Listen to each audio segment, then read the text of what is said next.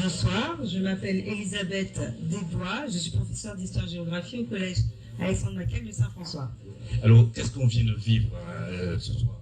Alors ce soir, on vient de vivre la projection d'un documentaire qui a été tourné par Marc-Alexandre Montou, qui est parti au Bénin sur les traces de notre voyage. Donc il a fait pas mal de choses, pas mal de prises de vue intéressantes, et notamment sur les enfants qui vont nous accueillir au CEG1 de Ouidah.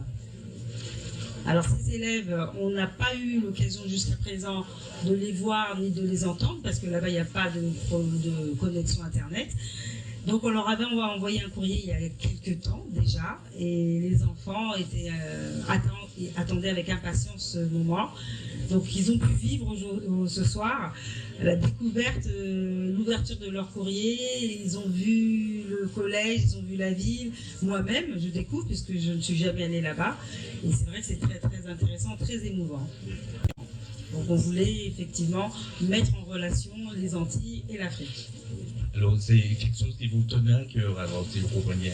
Oui, ça me tenait à cœur parce que je suis d'origine africaine. Je vis aux Antilles depuis très longtemps. Vous êtes d'origine africaine, vous êtes né en Afrique même? Oui, je suis née en Afrique, mais je ne suis pas née au Bénin, que je ne connais pas.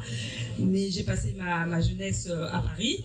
Et ça fait 24 ans que je suis en Guadeloupe. Et je me considère aussi comme guadeloupéenne. Et j'ai la chance d'évoluer dans un milieu où je suis au contact des enfants.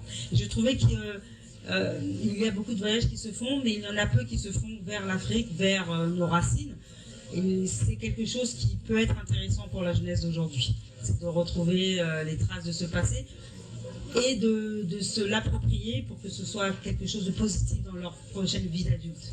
Alors, les parents, comment ils prennent cette initiative dans le bon sens ou avec des préjugés? Parce que j'ai entendu parler de préjugés tout à l'heure là. Non, les parents, alors j'ai eu la chance d'avoir des parents qui étaient à 200% avec moi. C'est vrai qu'il y en a certains qui avaient quelques réticences, mais pas forcément sur l'Afrique, surtout sur le fait de prendre plusieurs avions, vous savez. Après, ce qui était intéressant, c'est que lorsque j'ai annoncé aux enfants que nous allions faire un voyage dans un pays francophone, ils m'ont tout de suite parlé du Canada. Et après, je leur ai parlé de l'Afrique, ils auraient vu leurs yeux. Et ils ont plein de représentations fausses sur l'Afrique. Ils posaient des questions vraiment comme est-ce qu'ils habitent dans des cases, est-ce qu'ils sont habillés. Donc je me suis dit vraiment il y a un travail à faire, voilà, de découvrir en fait une terre qu'on ne connaît pas, sur laquelle on a vraiment un regard un petit peu arriéré, on va dire. Alors, est-ce que tout le monde a contribué à ce voyage, c'est-à-dire déjà le rectorat, mais aussi en fait tous les organismes et le collège aussi, les responsables? Oui, donc un voyage comme ça ne peut pas se faire sans l'accord de la direction. Donc c'est passé en conseil d'administration. Il a été très favorablement accueilli à chaque fois. C'est vrai que ça demande un budget important. Le rectorat aussi a très bien accueilli le projet. Donc maintenant on est toujours à la recherche, on est en train de continuer à travailler sur le financement. On fait pas mal d'opérations avec les élèves, avec les parents.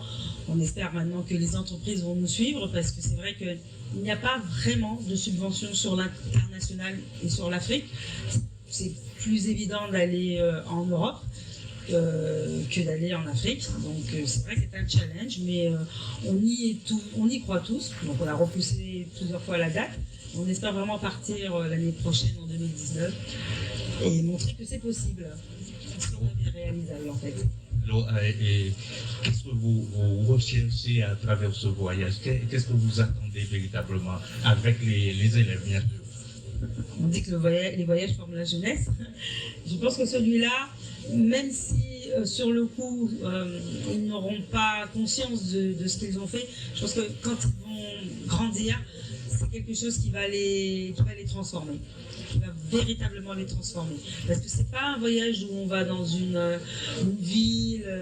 Le dépaysement, je pense qu'il est beaucoup plus à l'intérieur qu'à l'extérieur, effectivement, parce que c'est un pays quand même pauvre par rapport à la Guadeloupe et à la France. Mais c'est un continent formidable. Et voilà, moi je pense que ça va être une transformation et que, en fait, chaque enfant deviendra l'ambassadeur d'un mouvement beaucoup plus profond. c'est culturel, mais en même temps, c'est historique, ce voyage. Ah oui, tout à fait. De toute façon, on est parti sur un projet historique. Hein, on a commencé en 4e, où les enfants ont étudié l'esclavage, la traite. Mais vous savez, on fait toujours le triangle sans vraiment savoir d'où ça part. Et donc, Ouida, on a plus l'habitude de Gorée et du Sénégal, mais Ouida moins. Et le Bénin s'ouvre aussi. D'ailleurs, ils sont partenaires sur la route des esclaves avec le conseil départemental. Et ils font un travail justement de tourisme mémoriel. Il y a pas mal d'adultes qui vont là-bas. Et c'est, je pense, la première fois que des enfants vont partir sur un voyage comme ça. Donc ils sont très attentifs à ça et vraiment ils espèrent que ça se fera. Alors le voyage c'est pour quand exactement, quelle date? Pour avril 2019 à Pâques. On aimerait bien que ça se fasse entre les dates d'abolition de l'esclavage, c'est-à-dire entre le 27 avril et le 27 mai. Voilà. Et là, tout est déjà préparé, à part le financement, bien sûr. Les enfants sont prêts. Ah oui. Vous travaillez toujours dessus. Oui, les enfants sont prêts, on travaille tout le temps dessus. Vous savez, on a fait dès la rentrée des ensachages à Milénis. Donc on a des personnes qui nous accueillent, comme le centre commercial, Carrefour d'Estreland bientôt. Donc les commerçants de Saint-François aussi nous suivent pas mal, on fait des marchés. Donc les parents, les enfants sont toujours motivés. Bon, de temps en temps, il faut relancer un peu. Après, on travaille quand même à côté, hein, parce que ce sont des enfants qui sont en 3e, qui vont passer le brevet. Mais voilà, maintenant, on aimerait qu'il y ait un petit coup de pouce un peu plus important peut-être de la région, parce que le département nous a octroyé une somme d'argent, mais le département n'est pas très riche.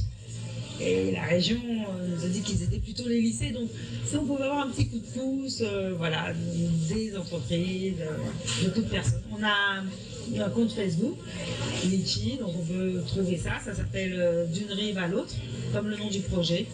Donc tout le monde peut nous aider avec 1 euro. Et voilà.